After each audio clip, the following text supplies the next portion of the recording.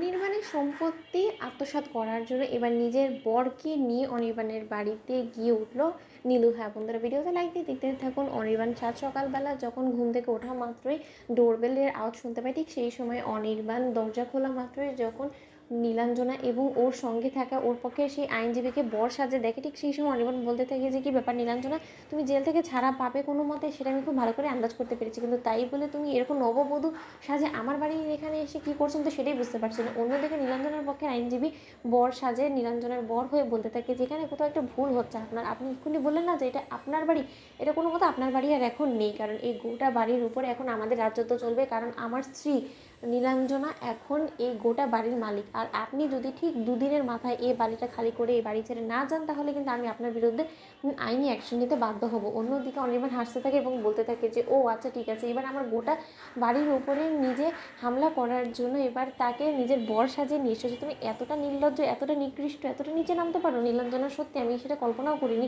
তোমার অদ্ভুত অদ্ভুত সব প্ল্যানগুলো দেখে না আমি নিজেকে কোনো মতে বিশ্বাস করাতে পারি না যে আমি কি জেগে স্বপ্ন দেখছি না আমি ঘুমিয়ে স্বপ্ন দেখছি। অন্যদিকে নীলাঞ্জনার বর বলতে থাকে যে আপনি ঘুমিয়ে স্বপ্ন দেখেন বা জেগে, তাতে আমাদের কোনো কিছু যায় আসে না। এবার আমাদের বিয়ে হওয়ার পর আমরা ঠিক করে ফেলেছি যে আমরা এই বাড়িতেই থাকবো, তাই আমাদের নতুন জীবনের শুরুটা এই বাড়ি থেকেই হবে।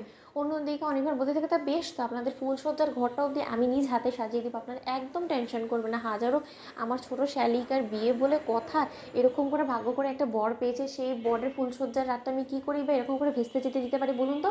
অন্যদিকে নীলাঞ্জনা বলতে থাকে যে তার মানে তুমি কি বলতে চাচ্ছ যে এই বাড়িতে ফুলসজ্জা হবে এবং তুমিও উপস্থিত থাকবে, সেটা কী করে হয় বলো তো। তুমি ভুলে যাও না অনির্বাণ দা, রায় দিদিভাই কিন্তু মৃত্যুর আগে সৎ জ্ঞানে আমার নামে সেই ডিডের মধ্যে সিগনেচার করে সকল ডকুমেন্টের মধ্যে লেখা আছে এটা যে এই গোটা প্রপার্টিটা আমার নামে ট্রান্সফার করে গিয়েছে, তাই তুমি এই প্রপার্টির মধ্যে এখন আর কোনো মতে নিজের ভাগ বসাতে পারো না। অন্যদিকে অনির্বাণ বলতে থাকি যে রায় কি দিয়েছে না দিয়েছে তাতে আর যাই হোক না আমার কোনো কিছু যায় আসে না, কিন্তু আমি এতটুকু জানি যে বর্তমানে এখনও পর্যন্ত এই বাড়িটা আমার নামে আছে, কারণ রায় যদি সত্যকার মৃত্যুর আগে এই সিগনেচারটুকু করে দিয়ে থাকে তাহলে সেই মানুষটাই তো এখন আর নেই, তাহলে সেই মানুষটার ডকুমেন্টে করা সিগনেচারটুকু এখন আর কোনো মতে বৈধ হতে পারে না, কারণ আমরা তো কেউ আর দেখিনি যে রায় সজ্ঞানে করেছে নাকি রায়ের এই সিগনেচারটাকে ডুপ্লিকেট করা হয়েছে। কি তোমার পাশেই তো তোমার বর দাঁড়িয়েছে, সে একজন অ্যাডভোকেট হওয়া সত্ত্বেও সে এই আইনটুকু তোমাকে পড়াতে পারেনি।